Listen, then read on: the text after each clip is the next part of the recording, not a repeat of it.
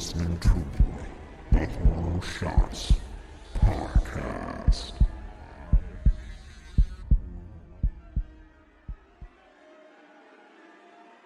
Hello again and welcome to another Horror Shots Podcast with me, Casey. This episode is brought to you by the wonderful people over at morbidlybeautiful.com. If you are a fan of anything to do with horror, from movies to books and even music, be sure to head on over to morbidlybeautiful.com right now.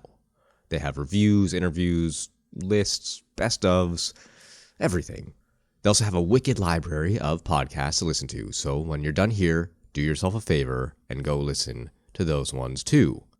I do have some news regarding the podcast, which I won't reveal just yet, but be sure to keep an eye on my social media for more details regarding some changes around here. Nothing crazy, so don't worry about that, but it's kind of exciting and new. But on to the cast today. We are back on the road through the USA.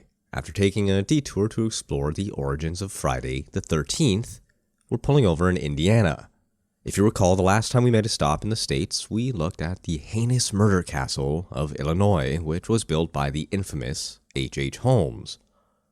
If that was a little too true crimey for you, fear not, we're back with a case of something a little more mysterious in the realm of the supernatural. It's a familiar happening, and if truth be told, it's not just isolated to Indiana. We even talked about a cousin of this guy's way back when we stopped in Florida. Today, we're looking into the Crosley Monster. Indiana is home to many things, including the Indianapolis Colts, and apparently it also produces more NBA players per capita than any other state. I guess somebody had to produce the most, and sure, why not Indiana?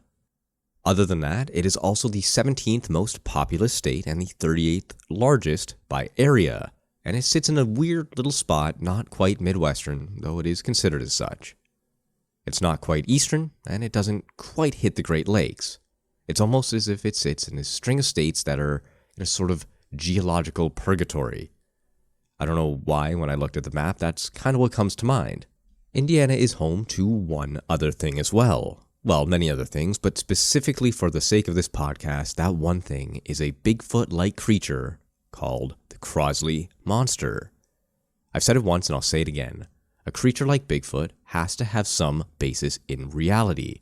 From Washington State to Florida and everywhere in between has spotted a massive ape-like creature wandering the woods of their parks and forests. Sightings of Bigfoot aren't just isolated to the mountains and forest regions of the Pacific Northwest, and they aren't just spotted in North America either. We have the Yeti of the Alps and the Mande Barong of India. Sightings have been worldwide, and I can't emphasize this enough. He is out there. But I digress. The Crosley Monster, however, is a fairly new addition to the world of cryptozoology, even if Bigfoot is one of the oldest. The monster is named as such after first being spotted near a fishing pond in Crosley, Indiana in 2006, making this guy almost 14 years old now, which in terms of history is less than a blip. The four boys who originally spotted this creature were just out camping and fishing for the weekend, and the last thing they expected to run across was a 7-foot hairy beast. After all, they hadn't invited that friend. Funny joke. Yeah.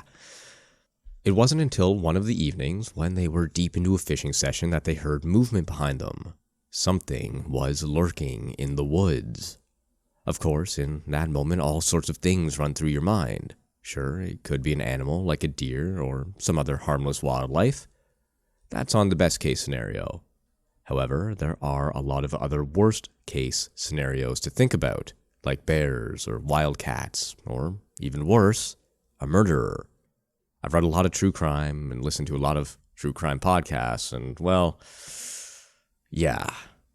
It's easy to put yourself in that situation, and these fellas definitely had the potential to have this situation turn into something bad real fast. Thankfully, it was nothing of the sort, but what they did see terrified them more than the threat of a bear or a machete-wielding psycho. They saw two red eyes peering back at them through the tree line. At this point, all rationality is gone out the window, right? I know if I'm in their place, I'm freaking the crap out. Again, with my experience with horror, fact, and fiction, glowing red eyes are never good. Glowing anything is never good. From demons to spirits, the things with glowing red eyes are ultimately the worst. Yet, even being faced with these glowing, floating saucers hovering close to 8 feet off the ground, one of the boys worked up the courage to investigate further. Why? I have no idea. He reached for his flashlight and flicked it in the direction of whatever those eyes belonged to.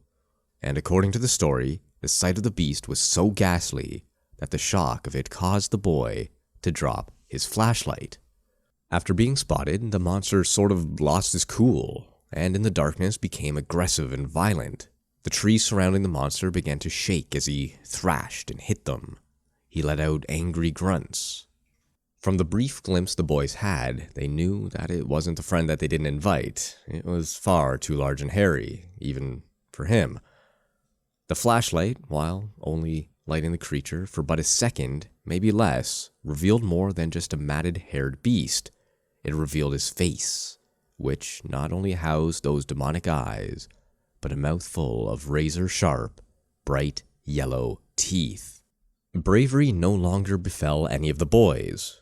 Now petrified with terror, they did not move, and that was when the beast struck.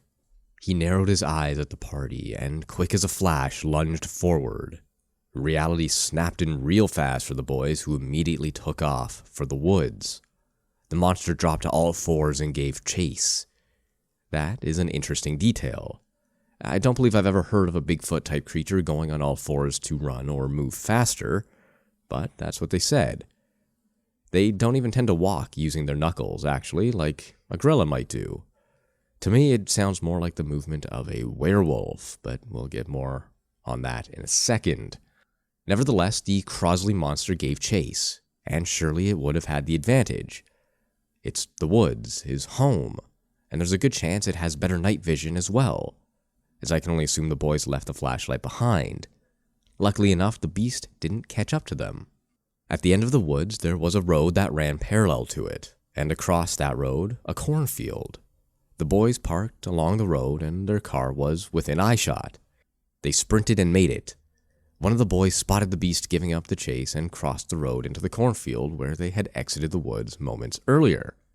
While those 4 boys were the first to spot this monster, rumors spread quickly, and the beast became known as the Crosley Monster. A little while later, just a few weeks in fact, the monster was spotted again in the same area, in the woods near Crosley Pond. A young man was out hunting, and this time it was the middle of the day, and he was armed with a shotgun, which is a good weapon to have if you're, being stalked by Bigfoot or a werewolf or some other cryptozoological creature. And while scrounging and searching for an animal, the man heard rustling in the leaves and in the underbrush. At first he thought it was a squirrel, and so he readied his firearm. Then he heard it again, and he came to the quick realization that this was no squirrel. It was much, much bigger. At first he couldn't see what it was, but those noises were getting louder and closer, and soon he could tell that whatever it was that had started to stalk him began to circle him, like a predator hunting its prey. The man spun, following the sound with his shotgun still at the ready. Be it a bear or a big cat, he was ready to take it down. What he wasn't prepared for was a mammoth of a creature emerging from the thicket. Sharp red eyes matched only by the sharpness of its teeth. Matted fur and down on all fours, the Crosley Monster made itself visible. Shaken, the man was stuck in position. However, the animal before him didn't seem too threatening, not like the last sighting. Throwing leaves and bounding about in circles, the monster looked as if it were playing. Nevertheless, the boy took the opportunity to run as fast as he could back into the woods, far from the monster. When he looked back, the thing, whatever it really was, wasn't there. It didn't give chase, and for all he knew, it was still rolling around, playing in the foliage. That was the last reported sighting of the Crosley Monster. But is this story truly done? I mean, we have to take a closer look at other possible explanations, right? The obvious explanation is a hoax. Plain and simple, there was nothing out there, and the guys made it up to get some attention. If the first 4 boys did actually see something, it could have been a bear, which ultimately can stand upright and run on all 4s, which I believe is their preferred mode of transportation, and if I'm not mistaken, they also thrash about and will claw at trees. The eyes they saw could have been nothing more than an illusion, or the red eye effect lights can have on certain animals, like when they're hit with the light of a flashlight. A bear seems likely, to be honest, and when people report Bigfoot sightings, most times it is indeed just that, a bear. But if we're sticking with the supernatural, there's a whole slew of other monsters this could have been. We of course have to consider what I mentioned earlier in a werewolf. Massive humanoid-like creatures covered in fur that run on all 4s? Kinda sounds like one to me. Of course, the second encounter, which takes place during the day, all but kills that theory. While the traditional werewolf only lurks at night, or even only on a full moon, they're never, at least as far as I've heard, been able to transform during the day. But those are the stories of popular culture and accounts that are hundreds of years old. If werewolves or some other kind of offshoot of werewolf, like a wolf-human hybrid or mutated wolf, does actually exist, well, it could very well come out during the day. The Wendigo or Skinwalker is also another possibility. These monsters, as you may know, can take on the kind of appearance described by these encounters. Fast, upright, but will run on all 4s when given chase. Sharp teeth with glowing eyes, it kinda checks all the boxes. And that it hasn't been seen since the summer of '06 does give some sort of credence to this theory as well.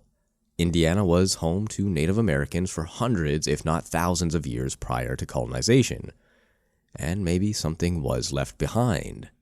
The story of the Crosley Monster is quite fascinating, mainly because it's still fairly new, and there isn't a whole lot of information available on it. But you know me and the Bigfoot legends. When I come across one, I just have to look into it. It's a huge part of why I started looking into the unknown, and the fact that there might be something out there, something we have yet to discover, something of this magnitude, just astounds me to no end. Maybe one day we'll get some more answers about the Crosley Monster or Bigfoot in general. Until then, though, we just have to keep a lookout for ourselves. However, that is all I have for you today. I really hope you enjoyed the episode, albeit a little bit on the short side.